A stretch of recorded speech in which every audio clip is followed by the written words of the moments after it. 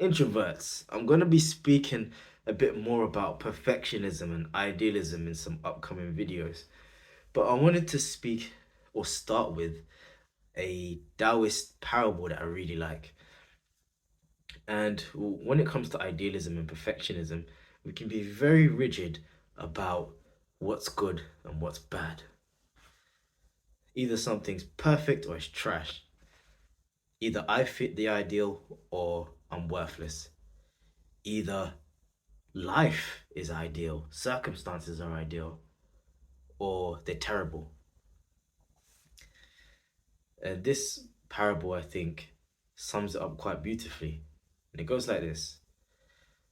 There was an old farmer who had this horse who won first prize at a country show.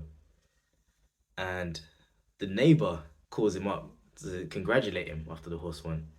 And the farmer says, who knows what's good and what's bad? Shortly after, that horse gets stolen. And the neighbor calls him up to say, I'm sorry to hear what happened. And the farmer says, who knows what's good and what's bad? Shortly after that, that same horse breaks free and it ends up bringing a bunch of wild horses back to the house. And the neighbor calls him excited. And the farmer again says, who knows what's good and what's bad?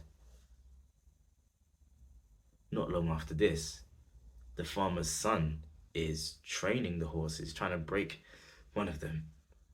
And he ends up in an accident where he breaks his leg. And the neighbor calls to console the farmer. And the farmer says, who knows what's good and what's bad? Shortly after this incident, the army calls, or they come by to conscript the farmer's son into the military, but they can't actually take him because of his broken leg. And when the neighbor hears of this, the neighbor thinks to himself, who knows what's good and what's bad?